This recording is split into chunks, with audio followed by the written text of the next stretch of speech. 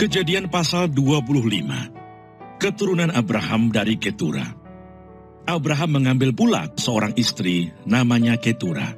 Perempuan itu melahirkan baginya Simran, Yoksan, Medan, Midian, Isba, dan Suah. Yoksan memperanakkan Seba dan Dedan. Keturunan Dedan ialah orang Asyur, orang Letus, dan orang Leum.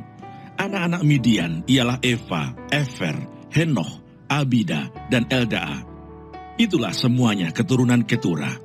Abraham memberikan segala harta miliknya kepada Ishak, tetapi kepada anak-anaknya yang diperoleh dari kunik-kuniknya, ia memberikan pemberian.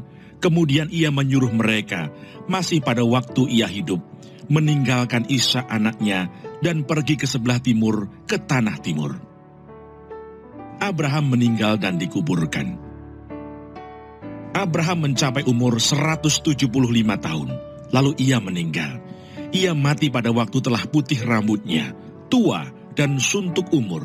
Maka ia dikumpulkan kepada kaum leluhurnya.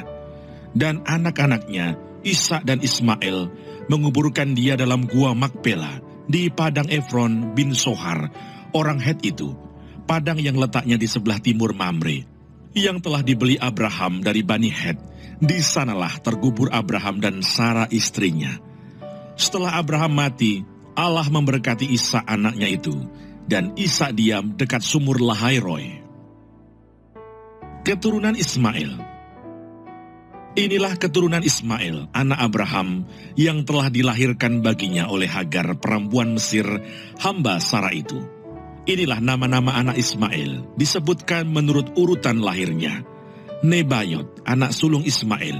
Selanjutnya Kedar, Adbel, Mibsam, Misima, Duma, Masa, Hadad, Tema, Yetur, Nafis, dan Ketma.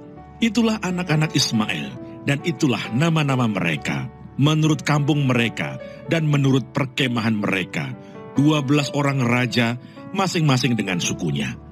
Umur Ismail ialah 137 tahun. Sesudah itu ia meninggal, ia mati dan dikumpulkan kepada kaum leluhurnya. Mereka itu mendiami daerah dari Hawila sampai Sur, yang letaknya di sebelah timur Mesir ke arah Asyur. Mereka menetap berhadapan dengan semua saudara mereka. Esau dan Yakub. Inilah riwayat keturunan Ishak anak Abraham.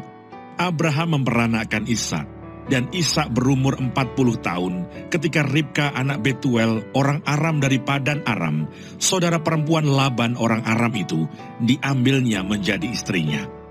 Berdoalah Ishak kepada Tuhan untuk istrinya, sebab istrinya itu mandul.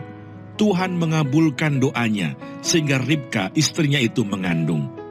Tetapi anak-anaknya bertolak-tolakan di dalam rahimnya, dan ia berkata, "Jika demikian halnya, mengapa aku hidup?" Dan ia pergi meminta petunjuk kepada Tuhan. Firman Tuhan kepadanya, "2 bangsa ada dalam kandunganmu, dan 2 suku bangsa akan berpencar dari dalam rahimmu. Suku bangsa yang satu akan lebih kuat dari yang lain, dan anak yang tua akan menjadi hamba kepada anak yang muda." Setelah genap harinya untuk bersalin, memang anak kembar yang di dalam kandungannya. Keluarlah yang pertama, warnanya merah, seluruh tubuhnya seperti jubah berbulu. Sebab itu ia dinamai Esau. Sesudah itu keluarlah adiknya, tangannya memegang tumit Esau. Sebab itu ia dinamai Yakub. Ishak berumur 60 tahun pada waktu mereka lahir.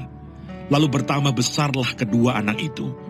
Esau menjadi seorang yang pandai berburu, seorang yang suka tinggal di padang. Tetapi Yakub adalah seorang yang tenang, yang suka tinggal di kemah. Ishak sayang kepada Esau, sebab ia suka makan daging buruan, tetapi Ribka kasih kepada Yakub. Pada suatu kali Yakub sedang memasak sesuatu, lalu datanglah Esau dengan lelah dari padang.